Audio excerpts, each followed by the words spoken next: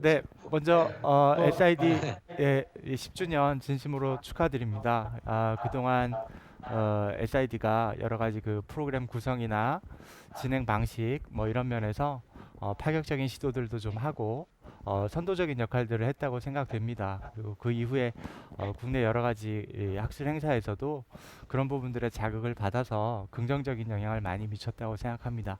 아무튼 이렇게 그 뜻깊은 자리에서 다시 이렇게 라이브 서저를 진행하게 된 것을 영광으로 생각합니다. 오늘 진행할 라이브 서저리 케이스에 대해서 간단하게 리뷰를 먼저 좀 하겠습니다. 이분은 하악의 이제 풀마우스 리해빌리테이션을 2013년도에 저희 병원에서 하셨습니다. 제가 한 건 아니고요. 저희 파트너 원장님이신 최관준 원장님께서 하신 케이스입니다. 뭐 임플란트 식립 위치나 방향 이런 것을 참 잘하셨죠. 네, 다 좋은데 이쪽에서 보면 34번, 36번 이쪽에 본로스가 지금 진행이 되고 있는 것을 볼 수가 있습니다. 그래서 페리에피칼을 조합한 사진인데요. 보면 34번은 거의 호리존탈 버티컬 컴포넌트가 별로 없는 호리존탈 본로스를 한 픽처 절반 정도까지 보이고 있는 것 같고요. 36번은 버티컬 패턴의 컴포넌트가 꽤 있는 형태의 본로스를 이 정도 보이고 있습니다. 네. 그래서 어, 구강내 상황을 보면 34번짜리 리세션이 발생해서 스레드가 약간 노출되어 있고 링걸 쪽에서 보면 34, 36 둘 다 약간 스레드가 노출이 되어 있는 걸 볼 수가 있고 오염도가 좀 있는 상태입니다. 이 케이스도 마찬가지로 너스 서지컬 세라피를 진행을 하셨는데 뭐 그 상태로 해결이 되지 않아서 이제 오늘 수술을 하게 된 겁니다. 그래서 CT 상에서도 보면 마찬가지로 34번은 그냥 호리존탈 패턴 월이 별로 없죠. 근데 36번은 이런 데 보면 이제 버칼 월이나 이런 게 좀 있어서 이쪽은 이제 리저너레이션을 시도해 볼 수 있을 거라고 생각이 됩니다. 네, 그래서 정리해 보겠습니다. 그래서 오늘 라이브 서저리 내용은 34번 자리는 오픈 플랩 큐리티지를 하고요. 주로 호리존탈 컴포넌트밖에 없기 때문에 36번은 즉 트랜스뮤코잘 GBR을 시행을 할 예정입니다. 그래서 전체 과정을 보면 상부 구조를 제거를 하고요. 상부 구조를 풀러내고 어, 픽서 표면의 디컨테미네이션 이 부분이 가장 중요한 부분이라고 할 수 있겠는데요. 그래서 에어파우드 어브레이시브, 나이타이 브러쉬, 울트라소닉 스케일러 그리고 테트라사이클린 스크러빙 이런 네 가지 방법을 통해서 픽스처 표면 디컨테미네이션을 하고 보바이브 맥스포어하고 오토제너스본 콜라겐 멤브레인을 이용해서 트랜스뮤코잘 GBR을 하는 과정까지를 오늘 진행을 하겠습니다. 먼저 제가 상부에 이제 스크류 홀 제거하는 과정까지만 지금 해 놓은 상태입니다. 그래서 먼저 상부를 좀 풀어내겠습니다. 보십시오. 네. 말씀드렸듯이 이제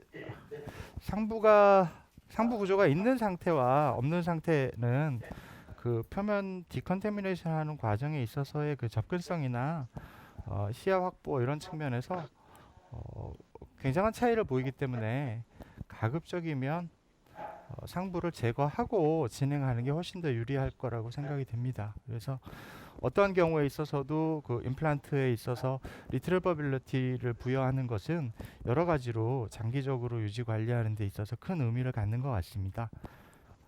상부를 먼저 좀 제거하고요. 그 익스턴 스크류 타입 임플란트입니까? SCRP 형태입니다. SCRP, 네, 그리고 익스터널 X 커넥션이라서 익스터널 X. 네, 그래서 뭐 상부를 제거하는 거는 별로 복잡하지 않을 것 같습니다. 그 표면은 무슨 임플란트입니까? SLA 서피스 SLA. 임플란트였습니다. 네, 네, 상부 제거하고요. 이런 그 리트리버빌리티 측면에서 이제 저희 병원 같은 경우에 이렇게 97부 이런 멀티플 케이스는 가급적이면 익스터널 커넥션을 이용해서 많이 접근하고 있습니다. 인시전을 먼저 할 건데요. 이 뒤쪽에서 어센딩 레이머스 주변에서 오토제니스본을 채취할 거라서 조금 더 뒤쪽으로까지 연장을 해서 약간 오블리크하게 인시전을 시행을 할 거고요.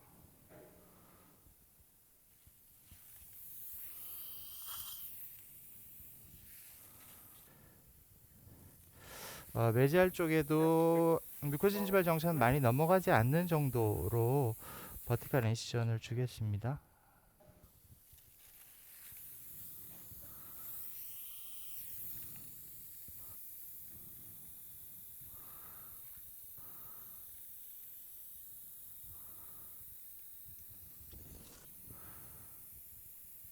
지금 김현종 선 나중에 김현종 선생님 어떤 때 서지컬하고 어떤 때 넌 서지컬 하시는가 그 크라이테리아를 간단히 이따가 틈날 때 한번 얘기해 주시면 감사하겠습니다. 기본적으로는 일단 넌서지컬을 다 하고요. 넌서지컬 하고 지금 아까 중간에 잠깐 말씀드렸듯이 본 디펙트 형태가 버티컬 컴포넌트나 호리존탈 컴포넌트가 얼마나 있는지에 따라서 버티컬 컴포넌트 그러니까 본 월이 괜찮으면 그러면 리제너레티브 어프로치를 시도를 하고요. 그렇지 않은 경우에는 디브라이드먼트만 하거나 아니면 아예 리섹티브 서저리 좀 잘라내서 리섹티브 서저리를 하거나 둘 중에 하나로 접근을 합니다. 이분도 수술하기 전에 넌 서지컬을 했었나요? 아, 네, 제가 한 거는 아니기는 하고요. 저희 이제 애초에 시술하셨던 저희 파트너 원장님께서 예. 넌서지컬 테라피를 하긴 하셨었는데 이제 대부분은 넌서지컬 테라피에도 반응을 하는 경우가 더 사실 이제 예전 아티클 상에서 보면 그렇지 않다고 이야기들을 많이 하지만 그렇죠. 그때 그 논문들의 기준은 사실 그 넌서지컬 테라피의 접근 방법이 픽처 표면을 디컨테미네이션 하기 힘든 방법들이 주로 대상이 되었었기 때문에 그런 결과를 보였다고 생각하고요. 요즘 그 접근할 수 있는 새로운 방법들이 또 여러 가지가 나와 있어서 요즘은 넌서지컬 테라피로도 좋은 결과들을 많이 얻을 수 있다고는 생각합니다. 근데 항상 그런 건 아니니까요. 그렇지 못한 경우들에는 이제 이런 서지컬 어프로치를 접근을 하게 됩니다. 제가 보기에는 넌 서지컬로 일단 시도를 하고 그다음에 이밸리에이션 한 다음에 이제 반응이 안 좋은 경우가 꽤 많거든요. 그런 경우는 이게 서지컬로 네, 맞습니다. 예. 그렇게 하는 게 좀 나을 것 그렇게 같습니다. 하는데 지금 보시는 것처럼 이런 4번 요 자리 같은 경우에는 사실 버티컬 컴포넌트가 거의 없잖아요. 그래서 이런 데는 그냥 리저너티브 서저리를 하기보다는 억세스 플랩 형성하고 디컨테미네이션만 한다든가 아니면 주변 조직 절제형 수술을 하던가 하는 거고요. 이 경우에는 사실 이렇게 월이 아주 좋은 경우는 아닙니다만 6번은 이런 데 이쪽에 이제 버티컬 컴포넌트들이 꽤 있기 때문에 예, 이런 경우에는 리저너레이션을 같이 시도를 좀 하는 편입니다. 먼저 소프트 티슈, 그래듈레이션 티슈를 좀 제거를 하겠습니다. 이제 이런 자연치보다 이런 페리플란타이티스 케이스에서는 이런 리저너레이션, 이 그래듈레이션 티슈를 제거하는 거는 별로 어렵지 않은 것 같습니다. 지금도 그냥 플랩 형성만 했는데도 대부분의 그래듈레이션 티슈가 플랩에 이렇게 붙어서 딸려 나오고 있기 때문에 별로 그렇게 이 그래듈레이션 티슈를 제거하는 거는 자연치에서 플랩 큐리티즈 하는 것보다 오히려 더 좀 쉽게 할 수 있는 경우가 많은 것 같습니다.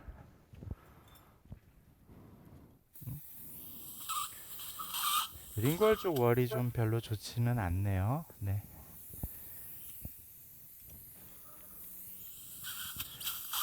이 골면에 남아있는 이 그래듈레이션 티슈도 마저 좀 제거를 하고요. 지금 사용하시는 기구는 뭘 사용하고 요건 계시는 겁니까? 예, H 파일, 허시펠트 파일입니다. 이제 치주 수술할 때 주로 사용하는 허시펠트 파일을 이용해서 작은 글래듈레이션 티슈 제거하고 할 때 용이해서 많이 사용합니다. 저는 여태까지 솔직히 말씀드리면 저 파일을 이용했으면 한 번도 안 해보고 저는 그냥 메탈 큐렛을 갖다 쭉 사용했었는데요. 큐렛하고 장점이 뭡니까? 그 파일을 사용하는 게요. 이게 골면에 찐득하게 붙어 있거나 한 것들 제거할 때는 훨씬 더 편하게 쓸 수 있는 것 같습니다. 예, 이런 것들은 사실 지금 제가 하고 있는 이런 부분들은 큐렛만으로 제거하기가 쉽지 않은데 그런 섬세하게 좀 더 그런 작게 붙어 있는 부분들 이런 거 제거하기는 더 유리한 것 같습니다. 네, 이제 다행히 이게 뭐 전방 치아부터 다 제거를 해서요. 자, 이제 그래놀 티슈는 어느 정도 제거가 된 것 같고요. 이제 픽처 표면의 디컨타미네이션 과정을 시행을 하겠습니다. 이 부분이 이제 오늘 전체 과정에서 가장 중요한 과정이라고 할 수 있겠는데요. 문제는 이제 어떤 방법도 그 한 가지 방법으로 이 픽처 표면에 오염된 것을 100% 제거할 수 있는 방법은 없다고 생각합니다. 그래서 여러 가지 방법을 복합적으로 사용하는 것이 좋다고 생각하는데, 그래서 제가 오늘 사용할 방법은 에어 파우더 어브레이시브하고 나이트 아이 브러쉬, 턴 내려주세요. 네, 나이트 아이 브러쉬, 그리고 울트라소닉 스케일러, 그리고 테트라사이클린 스크러빙, 이렇게 시행을 할 겁니다. 그래서 첫 번째가 요 보이시나요? 요 에어 파우더 어브레이시브입니다. 요거는 EMS사에서 나오는 에어플로우라는 제품인데요. 전체 제가 주로 사용하는 그 네 가지 방법 중에서 사실은 이 에어 파우더 어브레이시브를 사용하는 과정이 제일 중요하다고 생각합니다. 그 안에 이 파우더가 있죠? 네, 지금 이런 식으로 제거를 하는데요. 왜냐면 이제 말씀드렸듯이 어떤 방법도 완벽하게 제거를 할 수는 없지만 전체 오염된 표면 대비 클리닝 할 수 있는 표면의 퍼센티지, 뭐 클리닝 이피션시를 봤을 때는 이 에어 파우더 어브레이시브가 가장 좋다고 생각합니다. 그래서 이 과정이 제일 중요한 것 같고요. 이제 그 제조사의 레코멘데이션을 보면 보통 한 3, 4mm 정도 떨어져서 뭐 직각으로 하지 말라고 이야기를 하는데, 자이언츠에서는 그게 맞겠습니다만 임플란트에서는 사실 중요한 게 이 트레드의 밑면, 그러니까 에이피칼 인클라인을 제거하기가 제일 어렵기 때문에 이걸 비스듬하게 접근시켜서는 그쪽을 디브라이드먼트를 할 수가 없어서 그냥 가급적이면 직각으로, 또 직각으로 해도 스레드와 만나는 부분은 오블릭하게 만날 수밖에 없기 때문에 예, 직각으로 접근하는 것이 맞다고 생각합니다. 이때는. 그래서 그거를 이게 지금 같은 경우에는 월이 별로 없기 때문에 직각으로 접근하기가 좋지만, 이런 부분 여기 섹션 해주세요. 네. 이런 부분은 사실 접근성이 좀 떨어질 수밖에 없기 때문에 트레드의 에피칼 부분의 클리닝 에피션시는 좀 떨어질 수밖에 없을 것 같아요. 네. 거기 지금 파우더가 뭘 쓰시죠? 네, 이제 그 파우더 부분도 사실 이게 이제 여러 가지 이제 회사별로 다 다르니까 어떤 파우더를 쓰고 있는지에 대해서도 간단하게는 알아야 될 것 같습니다. 그래서 지금 이 회사가 이 제품 같은 경우는 에리스리톨이라는 파우더를 사용을 합니다. 그래서 일반적으로 이제 지금 시중에 나와 있는 이 에어 파우더 어브레이시브의 그 파우더 종류들을 보면 보통 한 3-4가지 정도를 사용을 하는 것 같습니다. 그래서 뭐 칼슘 카보네이트, 뭐 소듐 바이카보네이트, 뭐 글라이신, 그리고 에리스리톨, 요 정도라고 보여지는데요.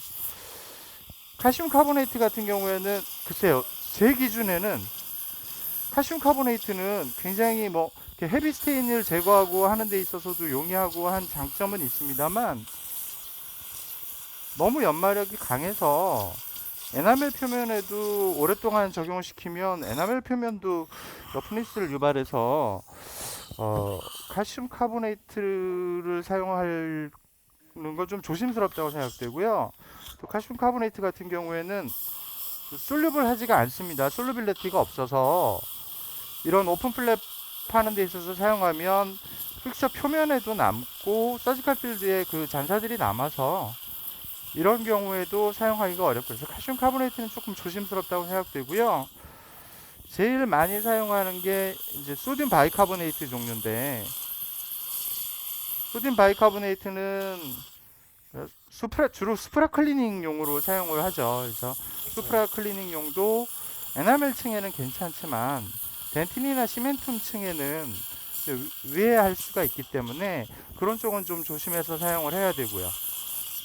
반면에 지금과 같이 이렇게 오픈 플랩을 형성을 하고 픽처 표면을 디컨테미네이션 하는 용도로 쓴다면 소듐 바이카보네이트도 사용 가능한 종류라고 생각이 됩니다.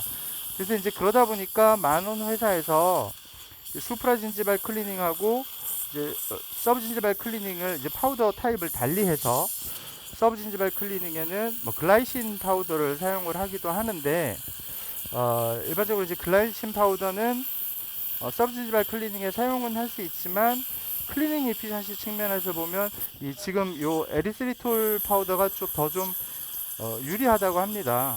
파우더의 그 사이즈는 작으면서도 클리닝 이피션시는 괜찮은.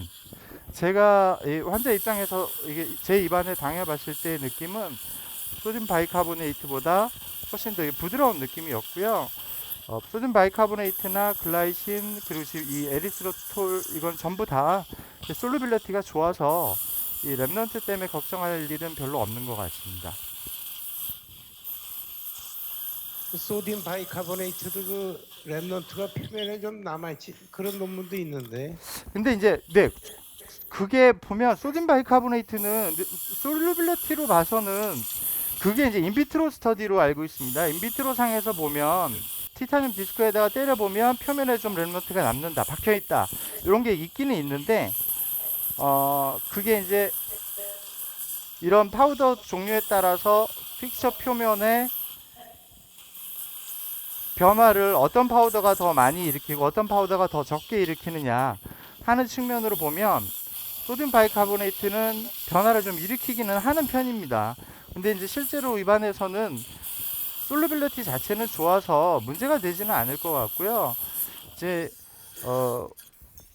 픽처 표면이 어느 정도 변화를 한다고 해서 지금 같은 처치를 하는 데 있어서의 임상적인 결과에 직접적인 영향을 주지는 않을 것 같습니다. 아주 너무 스무드한 표면을 만들어서 뭐 리오세익 인테그레이션을 되는 데 있어서 문제가 될 정도만 아니라면 그런 부분들이 크게 신경 쓸 부분까지는 아니라고 생각합니다. 근데 에리스로톨 파우더 같은 거는 수프라 진지발, 서브 진지발 다 유니버설하게 사용을 할 수가 있어서 그런 면에서는 좀 더 유리하고요. 또 지금 이게 특히 지금 사실 지금 제가 제일 신경 쓰이는 부분 이 부분인데 이 부분을 직각으로 적용을 할 수가 없잖아요. 그러다 보니까 이 부분에서는 스레드의 에이피칼 인클라인 밑면은 클리닝이 안 될 가능성이 크거든요. 그래서 지금 이 EMS 같은 경우에는 이제 에어플로우하고 페리어플로우는 직각으로 적용을 할 수 있는 구조로 만들긴 했습니다만 그거는 이런 오픈 플랩 상태에서는 작용을 하지 않기 때문에 넌 서지컬로 접근할 때는 그런 페리어플로우를 사용하는 것이 좀 도움이 될 수는 있을 것 같습니다. 근데 지금 같은 경우에는 어느 정도 한쪽이 막혀 있어서 거길 치고 나오는 와류를 형성하면서 표면을 클리닝하는 거기 때문에 지금은 페리어플로우를 사용할 수 있는 경우는 아니고요. 글라이신으로 하면 무슨 단점이 있나요? 글라이신은 단점 그러니까 글라이신은 서브 진지발 클리닝용으로는 괜찮기는 한데 글라이신의 단점이라고 하면 클리닝 이피션시가 조금 떨어진다는 겁니다. 그렇죠. 예, 그래서 뭐 문제될 정도는 아닐 수 있겠습니다만 문제될 정도는 아닐 수 있겠습니다만 이 에리스로톨이나 이런 거랑 비교하면 클리닝 이피션시는 좀 떨어진다고 이제 스터디 결과들을 보면 그런 리포트들을 하고 있습니다. 네, 다음은 이제 저 에어파우더 어브레시브를 얼마나 적용할 것인가 하는 거는 사실 뭐 스터디들마다 뭐 5초, 7초, 15초, 30초 뭐 워낙에 얘기가 다양한데 제조사별로 다 다르고 그 출력에 따라서 다르기 때문에 비주얼 인스펙션을 해서 어느 정도 좀 정리가 됐다 싶을 때까지 하는 수밖에 없을 것 같고요. 그 다음에 제가 사용하려고 하는 게 요 나이타이 브러쉬입니다. 그래서 이런 브러쉬 형태로 표면을 다시 한번 정리를 할 겁니다. 그래서 지금 보통 제조사에서 이야기하는 것이 한 600에서 1200 rpm 정도를 사용하라고 합니다. 그래서 지금 저는 보통 한 600 rpm으로 사용하는데 이렇게 좀 방사형으로 나와 있어서 그 픽처 내면까지 좀 청소할 수 있도록 하기 위해서 디자인한 브러쉬입니다.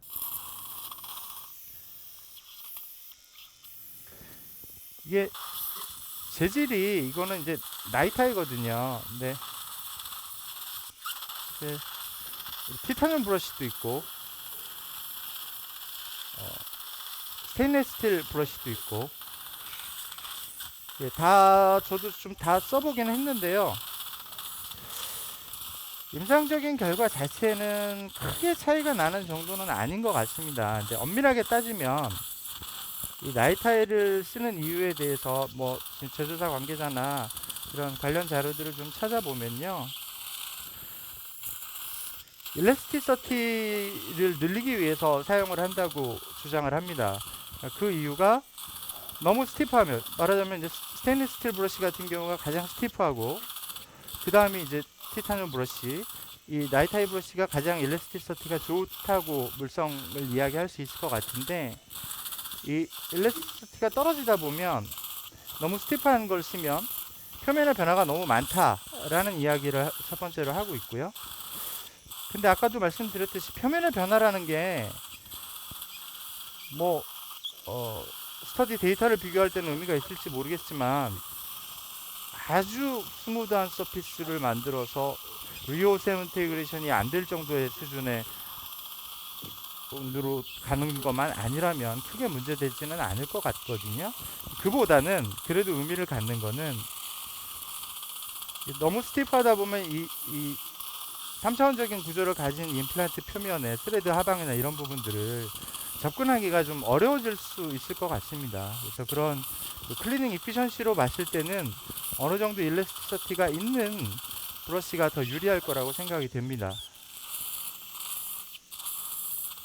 이거는 이렇게 좀 쓰면, 네, 아까보다 많이 좀 줄어들었죠, 볼륨이. 그러니까 이렇게 마모되면서 없어집니다. 없어져서.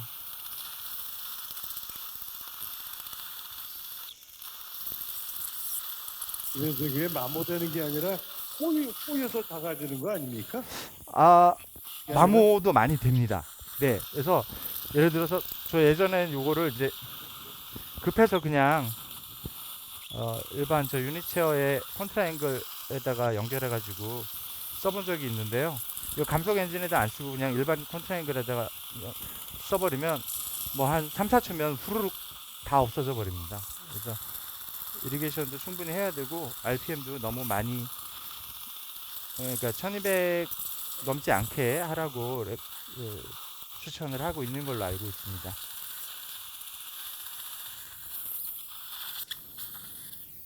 브러쉬 하나 바꿔서 더 하겠습니다. 이게 일회용으로 나와 있고요.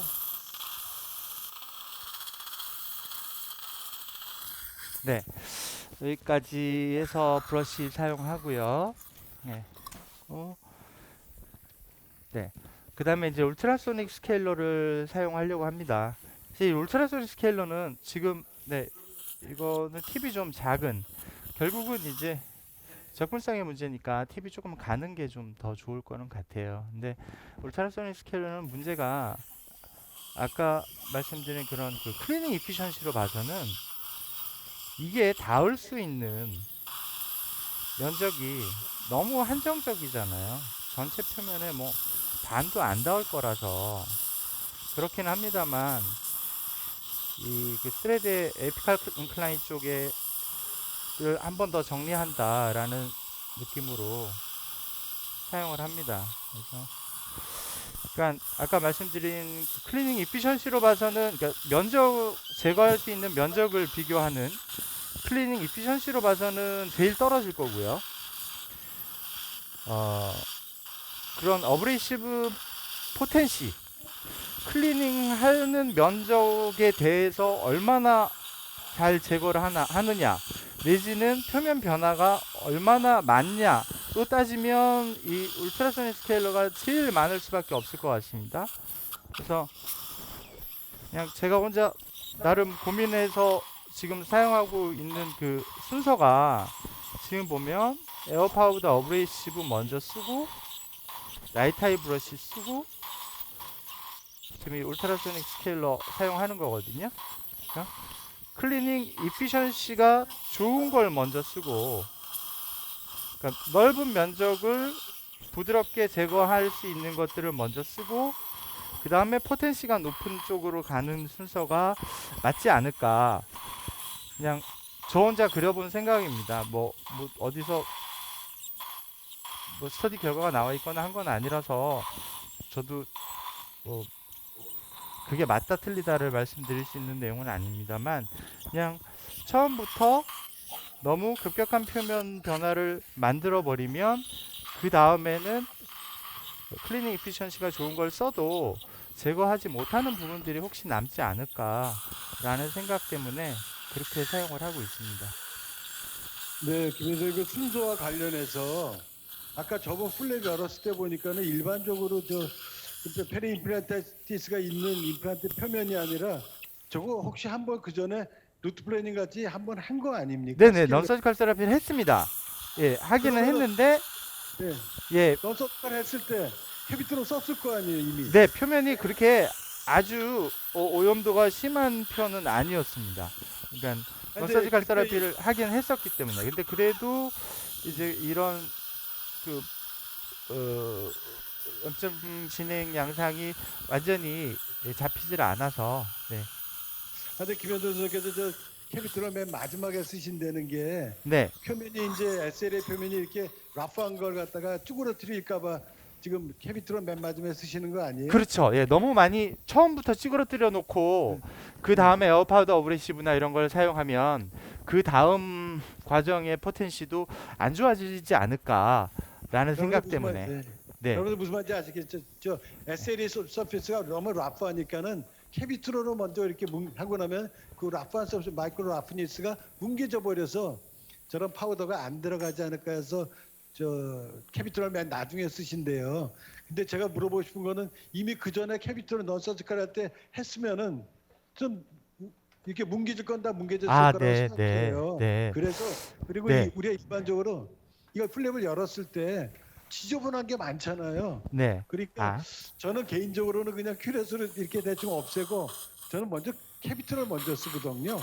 그래서 네, 시야를 확보하고 나서 저런 애들을 쓰는데 순서가 저하고 좀 다르길래 여쭤본 거예요. 네, 네. 근데 그 전에 이제 넌서지컬 테라피는 제가 한 게 아니라서 구체적으로 이제 어떤 기구를 어떻게 쓰셨는지는 제가 정확하게는 잘 모르겠습니다. 근데 네, 어, 넌서지컬 테라피로 울트라소닉 스케일러를 적용할 때는 이 디펙트 베이스까지 적용하기는 또 쉽지 않아서 네, 그쪽은 그래도 네, 저는 이제 제가 어, 말씀드린 그 프로토콜이 더 유리하지 않을까 저는 그렇게 개념을 잡고 있습니다. 그 다음에 이제 테트라사이클린 젤 스크러빙을 하려고 합니다. 그래서 이게 지금 테트라사이클린 캡슐 2개하고 이 코튼 펠렛 이용해서 이렇게 젤처럼 만들어서 표면을 스크러빙을 하려고 합니다. 어, 일반적으로 테트라사이클린 솔루션을 만들 때는 보통 농도를 한 50mg per 밀리리터. 그러니까 셀라인 10cc에 캡슐 2개 까는 네, 그런 형태로 저 많이 사용합니다. 근데 지금은 이제 이리게이션용으로 쓸 게 아니고 표면을 스크러빙 할 거라서 이런 젤 정도의 성상으로 만들어서 표면을 이렇게 그냥 약간 문지르듯이 스크러빙을 합니다. 그래서 이게 이 테트라사이클린이나 이제 스터디상에서도 보면 테트라사이클린이나 시트릭 엑시드를 적용한 것이 결과가 더 좋다고 이야기를 하고 있습니다. 근데 정확한 그 효과의 정확한 메커니즘에 대해서는 사실 뭐 명확하게 이야기하고 있는 사람이 없는 것 같거든요. 근데 자연치에서 사용하던 그런 경험들을 바탕으로 이제 사용을 하고 있는 거는 같아요. 그래서 기본적으로는 남아있는 뭐 박테리아 엔도톡신이나 이런 것들을 제거하는 목적이다 정도로 저는 이해를 하고 있습니다. 요거는 적용하는 시간을 뭐 스트릭 엑시드나 뭐 EDTA나 이런 것들 보면 다 한 2분 정도 하라고 하고 있어서 저도 이 테트라사이클린도 한 2분 정도 적용을 한다고 그렇게 기준을 잡고 있습니다. 그래 김현선 선생님 지금 거기 같은 경우는 버티컬로 이렇게 본로스가 심하지 않습니까? 네, 저는 그런 경우에 오히려 에어플로를 써서 직각으로 이렇게 파우더 나오는 게 스트레이트 닦는데 훨씬 좋다고 생각하시는데 김정수 선생님 아까 거기 안 쓰시더라고요. 그걸 그게 왜 안? 여기요? 요쪽이요? 예. 썼는데요. 예, 측면에서 나올 때 그 페리오플로 쓰셨습니까? 아, 페리오플로우요? 예. 페리오플로우는 안 썼죠. 페리오플로우는 예. 이렇게 측면으로 나오는 거 아닙니까? 파우더요. 페리오플로우는 근데 이렇게 해보시면요, 이렇게 플랩을 열고서 적용할 때는 전혀 클리닝이 되지 않습니다. 전혀 안 된다고요? 네네. 페리오플로우는 넌 서지컬로 할 때 막혔을 때, 그러니까 페리오플로우는 그 파우더를, 저도 맨 처음에 이제 그게 좀 의아했었는데요. 페리오플로우는 파우더를 때리는 방향은 삼각형으로 때린다고 합니다. 그러니까 우리 저 자동차 벤츠 별마크처럼 그런 방향으로 삼각형으로 측면으로 때리긴 때리는데, 문제는 그게 효과를 발휘하려면 물이 나오는 방향은 하방으로 나오거든요. 그렇죠. 하방으로 나와서 그게 바닥을 때리고 올라오면서 와류를 형성해서 그게 같이 복합적으로 작용을 해야 된다고 그래요. 그래서 제가 모델상에서 해봐도 그냥 이 오픈된 공간에서 페리오플로우를 때리면 뭐 스테인 해놓고 그쪽 제거해 보려고 하면 전혀 제거되지 않습니다. 그래서 지금 이런 경우에는 페리오플로우를 해도 효과가 없다는 얘기죠. 아, 예. 예, 그래서 페리오플로우가 사실은 그냥 일반적인 메인터넌스 케어를 할 때는 넌서지컬로 하기에 굉장히 효과적이고 좋을 거는 같아요. 근데 지금 이런 오픈 플랩 디브라이드먼트를 하고 디컨테미네이션 할 때는 페리오플로우로 제거를 할 수 있는 건 아니죠. 그래서 오히려 에어플로우를 사용을 해야죠. 근데 저 경험으로는 딱 표면이 안 닦인다면은 저도 이제 오늘 생각을 다들 달리 하겠는데요. 넌 서지컬로 해서 페리오플로 하다 보면요.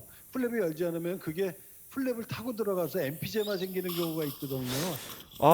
그래서 네네 네네, 가능성이 있을 것 같습니다. 그래서 그런 네. 경우가 있을 수 있기 때문에 그 플랩이 지금 너무, 말하자면 플랩이 하다든가 푸를런트 하다든가 실링이 심하고 막 배농이 있고 막 이렇게 흐물흐물한 그런 연조직 상태에서 적용하는 거는 지금 말씀하신 부분에서도 좀 조심스러울 수 있을 것 같습니다.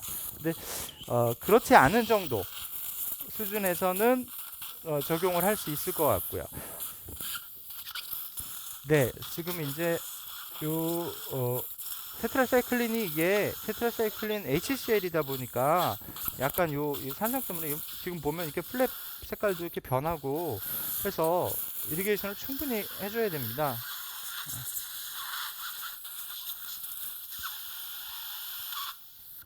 저기를 닦는 막간을 이용해서 제가 그 조교동 교수님이나 그 김현정 선생님한테 여쭙고 싶은데요. 여러분들 이런 거 페리 임플란트 치료하는데 어떤 선생님 보면 그 임플란트 표면 연락에 가시는 분들이 있지 않습니까? 그래서 임플란트 표면을 플라스틱 하는 분들이 있는데 지금 보니까 전혀 안 하시는데 조 교수님은 거기에 대해서 어떻게 생각하십니까? 안 합니다. 왜 안 하십니까? 그게 큰 의미가 없고요. 90년대 좀 몇 케이스 해봤어요. 근데 최근에 안 합니다. 그리고 또 플래트닝 한다고 이제 막 갈아내거든 바로. 전월에 보면 옛날 전월 보면 이렇게 나와야 될까. 그러면 거기에 얇아져 갖고 그렇죠. 나중에 뚝 부러져요. 제가 여쭤본 이유가 최근에도 어디 가서 보면은 어떤 분이 발표하시는데 저기 연락에 가는 분들이 있어요. 그래서 김현정 선생님 어떻게 생각하십니까? 네, 저도 비슷하게 생각합니다. 일단 그리고 지금 같은 경우에는 특히나 지금 일단 기본적으로는 임플란트 플라스티를 하면 문제가 너무 얇아지는 게 문제고요. 네. 지금 가뜩이나 뭐 임플란트 프랙처나 뭐 이런 그런 문제들도 생기는데 너무 얇아지는 것도 문제고요. 특히나 인터널 커넥션 같은 경우에 그렇게 하면 뭐 당장 염증이 해결된다 하더라도 나중에 찢어질 가능성이 또 커질 것 같고요. 지금 같은 경우에는 또 문제가 좀 리제너레이션을 시도를 하는 건데, 임플란트 플라스티를 하면 표면이 거의 러프니까 스무드 서피스 수준으로 낮아지기 때문에 리오세오 인테그레이션 하기에는 스무드니스, 그러니까 러프니스가 너무 떨어지지 않을까, 네, 그런 부분도 단점이 될 것 같습니다. 지금은 이제 뭐 하실 거죠? 네, 이제 디컨테미네이션 과정은 어느 정도 됐다고 보고요. 이제 GBR 하기 위해서 자가고를 좀 채취를 하려고 합니다. 요즘 저는 이제 일반적으로 임플란트 식립하면서 디펙트가 남거나 하면 그쪽에 GBR을 하기 위해서 자가구를 굳이 세컨더리 서지컬 사이트를 열어가면서 자가구를 채취하거나 하려고는 하지 않습니다. 근데 지금 같은 경우에는 사실 좀 열악한 조건이라고 할 수 있잖아요. 그런 경우에는 자가구를 어느 정도 사용을 하는 게 좋다고 생각해서요. 드릴 소개 좀 해주실래요? 요거는 그냥 자가골 채취 드릴입니다. 예전에는 음, 저는 트래핀 드릴을 이용해서 지금 한 음, 100 RPM이나 이 정도로 지금 여기 캡 씌우는 것도 있고 하기는 한데 저는 그냥 캡 없이 그냥 주수 없이 한 100 RPM 정도로 드릴링해서 본칩을 모으려고 합니다. 그래서 이런 페리임플란타이티스의 리저너레이티브 서저리를 할 때는 가급적이면 자가구를 좀 쓰려고 하는 편입니다. 그래서 예전에는 트래핀으로 많이 모았었는데 트래핀으로 따내고 네, 지금 보면 이렇게 트래핀으로 하면 이제 문제가 말레팅을 해서 파티클 사이즈를 조절을 하는데 네, 대부분 그 사이즈가 너무 큰 경우가 많습니다. 그러다 보면 나중에 석션 네, 여기 이렇게 네. 그게 당장은 괜찮은데 나중에 그 파티클 사이즈 큰 것 때문에 다시 문제가 되는 경우들이 장기적으로는 좀 있는 것 같아서요. 요즘은 트래핀으로 잘 안 따고 그냥 이런 오토제니 스폰을 채취하는 이런 드릴들을 이용해서 비교적 쉽게 잘 모이고요. 파티클 사이즈도 괜찮은 것 같아서 이런 형태로 주로 사용을 합니다.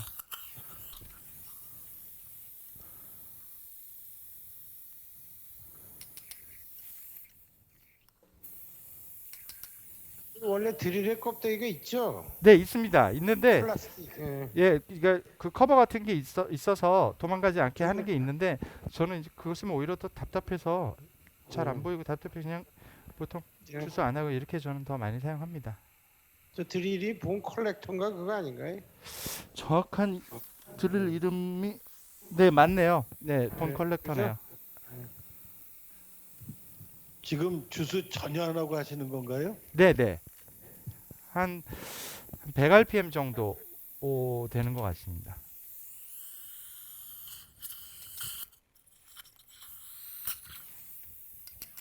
이런 마이너한 디펙트는 옛날에 뭐 트래핑으로 하고 이래 그렇게 안 합니다. 그냥 심플하고 그냥 이렇게 하면 저 정도 디펙트는 많이 커버가 되죠. 리트로몰라 패드 쪽에서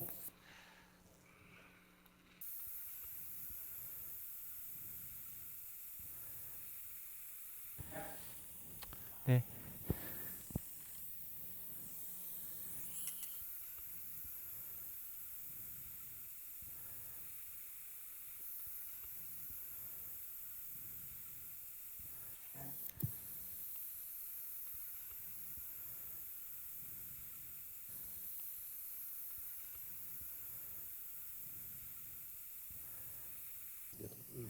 이제 GBR을 할 거라서 콜라겐 멤브레인 트리밍을 먼저 하겠습니다. 이제 본을 다 채워 놓고 이제 그때 콜라겐 멤브레인 트리밍 하고 있으면 본 다 또 쓰러지니까요. 그래서 본 채우기 전에 어느 정도 콜라겐 멤브레인 어댑테이션 되는 부분들을 확인을 하고 네, 이 정도면 괜찮을 것 같아요. 네, 이제 가운데 구멍을 뚫어야죠, 이제. 그래서 멤브레인은 뭐죠? 요 콜라겐 멤브레인 라이오플란트라는 콜라겐 멤브레인입니다. 약간 좀 하드니스가 있는 것 같네. 어, 없어요? 이제 아직 말랑말랑하니까? 네, 아직 이 수화가 안 돼서 그렇고요. 수화되면 그 본 믹스한 거는 뭡니까? 네, 저거 이제 보바인본 보바인본, 네, 맥스포 보바인본입니다. 바이오스 같은 네, 네. 비슷한 거죠? 네. 네. 뭐 트리밍 할 때 노하우라든가 주의사항 뭐가 있을까요? 노하우 잘하면 돼. 일단 아니, 저는 사실 예전에는 우리 뭐 그러니까 진지발 그래프트나 이런 거 할 때도 보면 템플레이트를 원래는 쓰라고 되어 있잖아요. 그래서 멤브레인도 이제 회사별로 어떤 멤브레인들은 아예 템플레이트를 제공을 하는 회사들도 있고요. 그래서 그런 이제 익숙치 않을 때는 이제 그럼 템플레이트로 먼저 템플레이트가 없으면 뭐 수처 이런 이 종이 같은 걸로 대충 재단해도 되고 해서 모양을 좀 만들어서 템플레이트를 만들고 그거에 따라서 오려서 해도 될 것 같고요. 그리고 저는 이제 대충 이제 지금 오늘 같은 경우에도 프로브로 대충의 디멘전을 잡아보고 그리고 어, 트리밍 시행했습니다. 오늘 이제 상부를 제거한 걸 오늘은 끼우지 않을 거고요. 상부를 지금 끼우고 하면 또 GBR 과정에서도 또 좀 더 번거로운 점들이 있으니까 오늘은 힐링 어버트먼트를 연결하고 다 마무리를 할 겁니다. 그리고 어차피 오스 인테그레이션을 기다려야 되는 건 아니기 때문에 동그랗다한 부분에 있어서의 오스 인테그레이션과 별개로 기능하는 거는 충분히 유지를 그동안도 하고 있으셨던 경우라서 소프티슈 머추레이션을 완전히 기다리지 않고요. 보통은 한 2주째나 이때쯤 많이 끼워 드립니다. 힐링 어버트먼트를 먼저 끼우겠습니다. 그 상부 구조가 제거가 안 되는 경우는 그 하기가 굉장히 어렵지 않습니까? 네, 그래서 아까도 거의 말씀드렸듯이 그래서 그 리트리버빌리티는 굉장히 장기적인 유지를 위해서 굉장히 중요한 덕목이라고 생각하고요. 그래서 어쩔 수 없는 경우에는 그냥도 하긴 합니다만 실제로 해보면 접근성이 굉장한 차이를 보이기 때문에 가급적이면 거의 SCRP로 합니까? 네, 저희는 가능하면 불가능한 가능하면? 경우만 아니라면 기본적으로 SCRP를 하려고 하고요. 전치부에서도 뭐 앵글드 드라이브나 이런 거 이용해서 전치부에서도 가급적이면 스크류홀을 만들려고 하는 편입니다. 여러분들 혹시 전투부에서 앵글드 쓰더라도 스크류홀 만들기가 쉽지가 않습니다. 임플란트 심기가. 그래서 전치부에 여러분들이 싱글 두 개 이 정도 하잖아요. 그러면 노브를 항상 놔두십시오. 노브를 항상 볼을 갖다가 놔두면은 저런 일이 생겼을 때 그냥 쳐낼 수 있지 않습니까?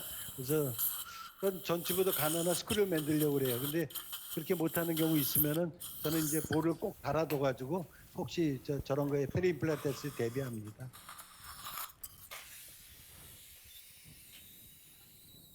지금 이게 아주 아까 그 자가오라고 맥스포어 모바일폰 지금 섞은 상태고요. 이제 뭐 본을 먼저 넣고 멤브레인 적용하기도 하고 멤브레인을 먼저 좀 자리를 잡아 놓고 하기도 하고 하는데 지금은 본을 먼저 넣고 하겠습니다.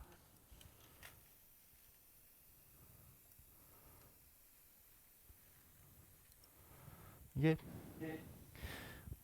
결국은 제일 중요한 거는 표면의 디컨테미네이션이 얼마나 철저하게 되느냐 하는 부분이기 때문에 그러니까 여러 가지 방법을 내가 할 수 있는 여러 가지 방법을 다 동원하는 게 제일 중요한 포인트인 것 같습니다. 그래서 뭐 말하자면 뭐 우리 에이즈 치료나 이런 거 할 때 칵테일 요법 하듯이 칵테일 요법 하는 거고요. 뭐 우리 김도영 선생님 말씀 표현 빌리면 뭐 페림플란타이티스는 이제 폭탄주 요법을 써야 된다고 여러 가지 섞어서 때려 넣어야 된다. 또 그렇게 표현도 하시고 하시던데 뭐 동의합니다. 그래서 여러 가지 하나의 방법으로 완전히 해결하기가 워낙에 힘들고 아직 그걸로 확실하게 프로브할 수 있는 방법이 있는 게 아니기 때문에 여러 가지 방법을 같이 동원할 수밖에 없다고 생각됩니다. 자연체에서는 이걸 우리가 루트 플랜이라고 그러죠. 근데 임플란트는 루트가 아니니까요. 근데 이 루트가 평평하지 갖고 나사로 돼 있으니까 힘든 거예요. 그래서 온갖 방법을 다 해갖고 그냥 자기 만족으로 열심히 하는 거죠. 지금 이제 버칼 쪽은 월이 참 이게 양면성을 가지는 게 월이 좋으면 본을 넣긴 좋지만 이 월의 각도와 그 월의 그 프록시미티에 따라서 가까울수록 이제 디컨테미네이션 하기는 어렵고 지금 그런 경우인 것 같습니다. 이 버칼 월은 좋지만 접근성은 좀 떨어지고요. 링구얼 쪽은 월이 없어서 디컨테미네이션 하기는 좋은데 이제 본그라프트를 쌓아 올리기는 좀 불편하고, 그래서 지금 이렇게 홀이 조금 작은데요. 조금 작은 것 같아도 콜라겐 멤브레인은 이렇게 수화된 상태에서는 끼워 넣으면 들어가니까 네, 이렇게 끼워 넣습니다. 네. 그래서 버컬은 지금 본그라프트 머티리얼을 다 채워 넣은 상태고요. 링구얼은 이렇게 좀 조금 더 안정성을 위해서 이렇게 집어넣어 놓고 이 상태에서 조금 더 넣고 마무리하겠습니다. 그 만약에 월이 좀 충분히 있다면 네. 멤브레인을 꼭 써야 됩니까? 그 확률적인 문제인 것 같습니다. 네, 안 써도 유지되는 경우가 분명히 있긴 한데, 말씀하셨듯이 이제 페림플란타이티스 환자분들 사실 이게 뭐 치과 의사들이 죄의식을 가질 문제는 아니지만 그래도 어쨌든 환자분들 입장에서는 임플란트 하고 했는데 또 고생하고 이러시는 부분도 있고 한데, 이거를 가급적이면 뭔가 내가 이렇게 서지컬 어프로치를 할 때 확률 높은 방법으로 가는 게 맞다고 생각합니다. 그래서 이렇게 리저너티브 어프로치를 할 때는 그냥 본만 넣기보다는 멤브레인을 같이 쓰는 거를 저는 더 선호합니다.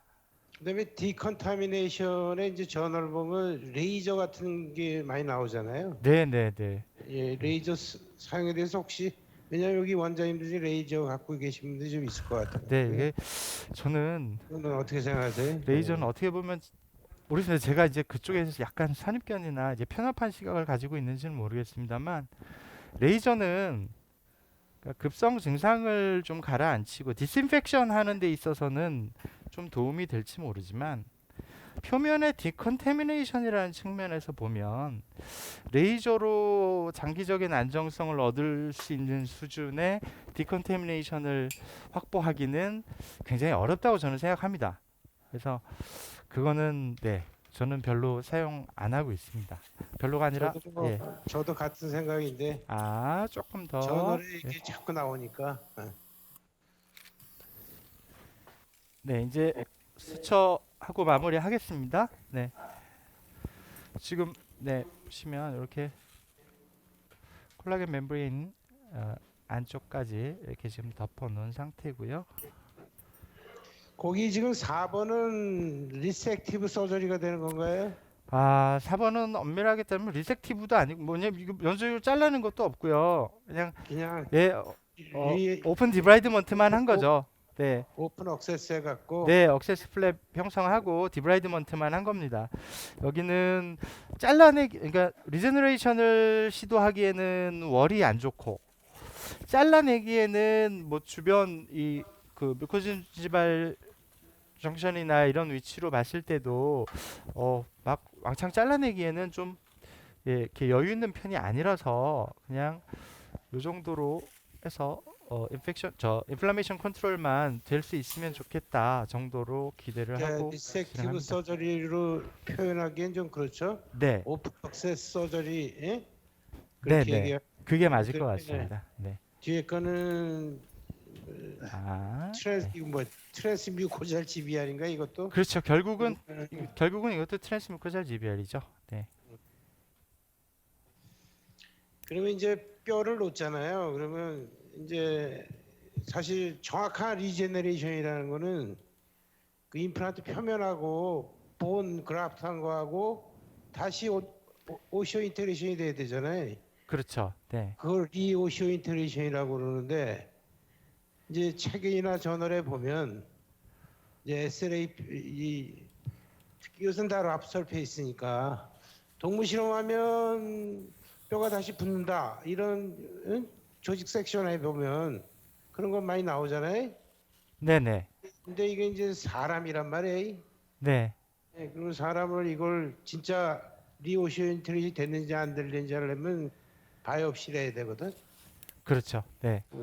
근데 이제 사실은 임상적인 측면이 이제 저희들한테는 더 중요하잖아요. 그래서 임상적으로 보면 이게 실제로 리온 인테그레이션의 그 BIC가 얼마나, 본 임플란트 컨택 레이셔가 얼마나 될지에 대해서는 말씀하신 대로 뭐 바이옵시를 하기 전까지는 알 수 없습니다만, 어느 정도는 이제 그러니까 처음 수술할 때 회사에서 나온 표면을 그대로 두고 프리스틴 본에 심었을 때의 본 임플란트 컨택 레이쇼하고 비교하면 좀 떨어질 수 있겠지만 어느 정도 본 임플란트 컨택이 이루어질 거는 같다고 생각합니다. 근데 그거보다도 더 중요한 거는 임상적으로 인플라메이션을 컨트롤할 수 있는 형태가 되느냐. 실제로 이게 오스 인티그레이션이 되지 않고 클로즈 어댑테이션만 돼 있다 하더라도 임플란트 표면에 그 새로 본 그라프트 한 거랑 새로 생긴 본은 새로 생겼지만 임플란트랑 붙지는 않았고 가까이는 있다 정도만 돼도 클로즈 어댑테이션 정도 돼 있는 상태만 유지가 된다 하더라도 임상적으로는 도움이 되는 상황이니까요.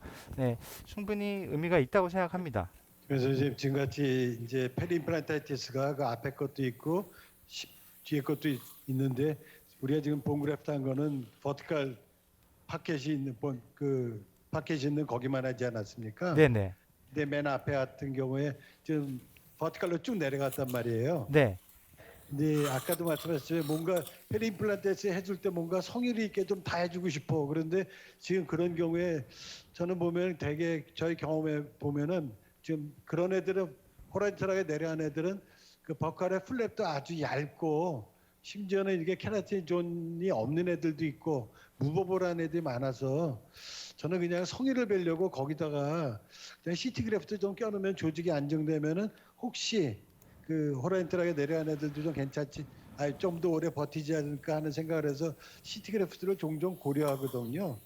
근데 지금 거기에 케라틴 존은 어떻습니까? 34번. 34번이요. 예. 네. 아까 보니까 아주 케라틴 없는 것 같지는 않아요. 넉넉하진 않지만 없진 않습니다. 네, 보시면 네, 이 정도면 네, 없지는 않거든요. 그래서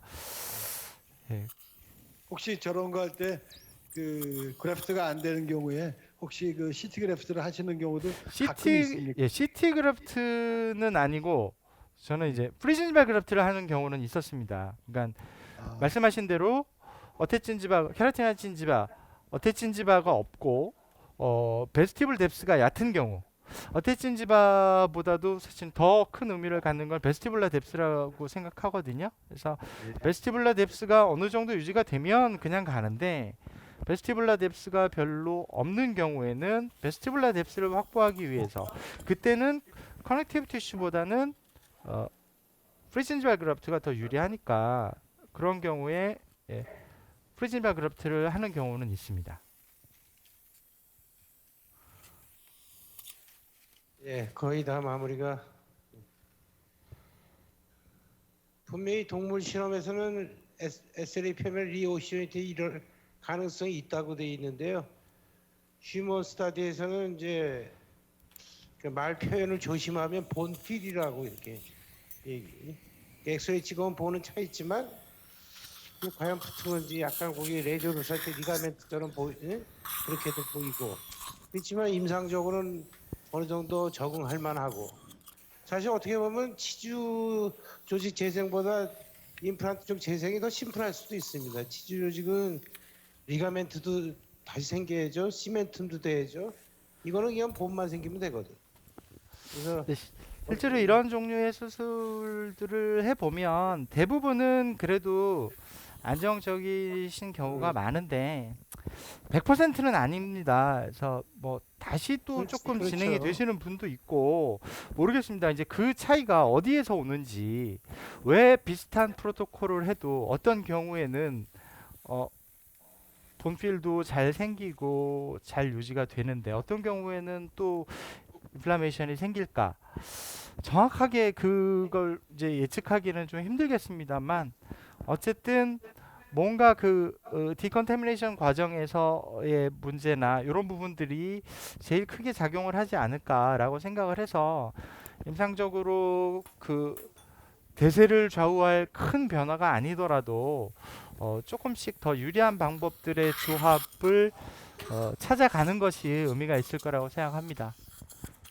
뭐 오늘 이제 수술은 마무리가 된 것 같습니다. 다시 강조해서 말씀드리지만 결국은 중요한 거는 픽스처 표면의 디컨태미네이션을 어떻게 하느냐 하는 것이 가장 중요한 방법이라고 생각하고요. 제 경우에는 거기에 가장 그 클리닝 이피션시가 좋다고 생각되는 조합이 지금 오늘 저는 네 가지를 썼습니다만 그 중에서 메인으로 작용하는 건 사실 에어 파우더 어브레시브하고 브러쉬 종류라고 생각하거든요. 이 두 가지가 가장 메인이고 사실 울트라소닉 스케일러는 아주 보조적인 그리고 테트라사이클린 젤도 그냥 클리닝하는 정리하는 정도의 수준의 의미일 거라고는 생각해요. 그래서 그런 여러 가지 툴들을 복합적으로 사용을 하고 그래서 페림플란타이티스 환자들을 사실은 이제 좀 더 적극적으로 페림플란트 뮤코사이티스부터 페림플란타이티스의 non-surgical therapy, surgical therapy 전부 다 우리가 조금 더 적극적으로 임해야 되지 않을까. 사실 제일 중요한 부분이 그거인 것 같아요. 그래서 예전에는 페림플란타이티스면 뭘 어떻게 해야 될지에 대한 부분 상당히 막막한 부분들이 많이들 있으셨던 것 같은데 조금 더 과감하게 이제 그런 부분들을 적극적으로 치료해 나가면 장기적으로 유지하는 데 좀 더 도움이 될 거라고 생각합니다.